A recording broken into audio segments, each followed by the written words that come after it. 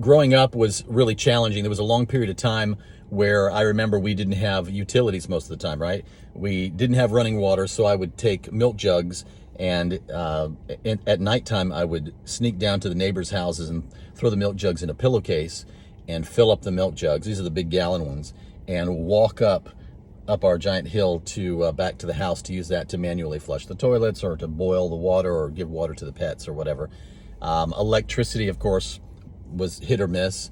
I remember the house had a corner by the front door, and whenever it would rain, the rain runoff would come and hit this particular spot, and we'd buy this 99-cent thing of white rain shampoo, and that would be our showers a lot of the time. We lived on Social Security, and when that would come, of course, we'd binge buy just to alleviate the month's stress, and then 2 weeks before the month is over, we're out of money, and then we kept the receipts and we would return everything so that we would have money, and then come the end of the month, we'd wait that last week until the check came, and I could still hear the sound of the mailman coming down the road. I can still hear the buzz of it, and just the mocking and school, if I went, was such a nightmare. I was embarrassed everywhere I went. I was embarrassed to be seen everywhere I went. The house was full of fear. We were afraid all the time.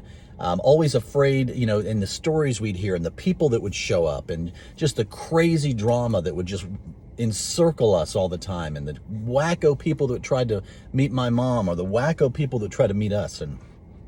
And so this went on for years and years and years, and then I finally got away and moved up to the mountains with my uncle, and then I got older. But people say, hey, look at your life. I mean, wow. And then my father was catastrophically ill, so I lived in hospitals and nursing homes and played in the wheelchairs and the electric beds all the time and ate the Jell-O, and this went on for 7 straight years growing up. So that was a nightmare. That's why my mom had a nervous breakdown.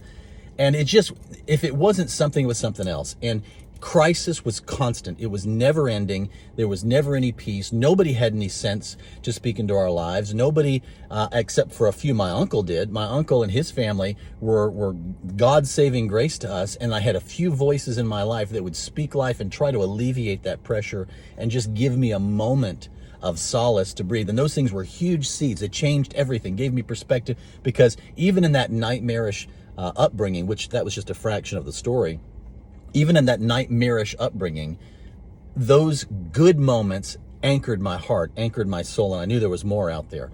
But, people say, look at your life now, Gabriel. You and Holly both have unbelievably crazy stories. You guys aren't statistics. This is amazing. Look at these things happened. They were meant to happen because look at the kind of person you are today. And I completely disagree with that. What if my end game was destructive?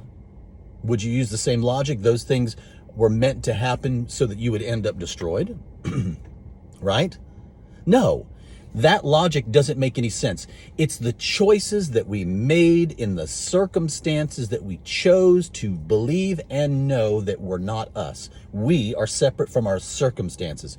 They were temporary, and you anchor your heart into dreaming. You anchor your heart into reading books. You anchor your heart into saying, there's more. Or I would go as a little kid, I would sit in Kroger's or Winn-Dixie, and I would sit for hours in the magazine section, and I would look through, I believe it was the Robb Report at the time, or Town and Country magazine, or anything beautiful and opulent. And I would look at these images and I would say, wow, there's a world out there that's not mine.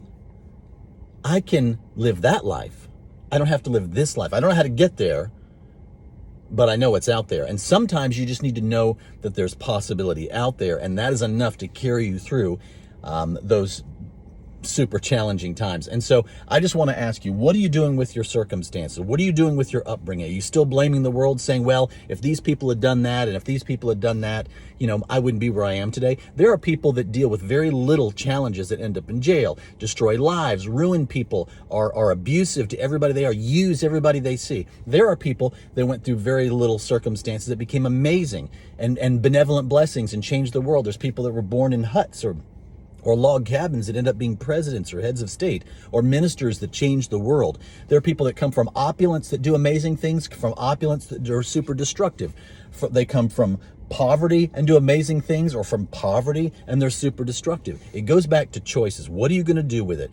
Are you going to let your upbringing, your mindset, the stuff you saw destroy you, and or allow you to live an average life where you don't believe for too much, but you don't believe for too little because, I don't want to get my hopes up and be let down, and so you live in that miserable middle? Are you going to allow things to be destroyed? Are you going to blame everybody for where you're at? Or are you going to say, you know what, I can change anything at any time. It's never too late. I'm never too young. Anything I put my mind to, I can choose to change. But it comes back to decisions, daily decisions. What are you going to do with it? What are you going to do with your choices? What does your future look like? Have you already painted it as something magnificent? Do you already see yourself winning, living a beautiful life, having those moments, those trips, being with family, those moments? I saw everything in word picture. I would see everything in movies. I would see myself walking through a store in a particular outfit, or eating a certain type of food, or the backdrop would be a certain way, or even the vehicles. I guess another reason I love cars so much is because the cars that I was raised in never had AC, were rotten. There was times where we had cat litter boxes in the back seats because we would carry our cats with us. In the back floorboards, there was a cat box. 2 dogs in there. Always smelled. You'd sit there and you'd sweat sitting in a parking lot. And my mom was always a mess. I was a mess. I mean, come on, guys. What are you going to do with that? When I tell you everything I just told you, the crazy part is I don't even think about it as far as, wow, that was me. Wow, I went through that. Oh, goodness. It never left an imprint. Somebody would say, yes, it did. No, it happened, but God, in his grace and mercy and his power, pulled that out of me and never let it be my identity. So they were always separate from my heart, separate from my spirit. And I was able to live a bit cocooned because of that in my mind and my heart, so that violation and destruction always would try to come, but it would come only so far, and it couldn't come any farther. And I'm here to tell you, what are you going to do with that kind of stuff, guys? What are you going to do with your circumstances? Please don't let another day go by blaming the world, or feeling like you're stuck, or saying, well, if this didn't happen to me, then I wouldn't be where I am. It's all baloney. What are you going to do with your life? It's up to you.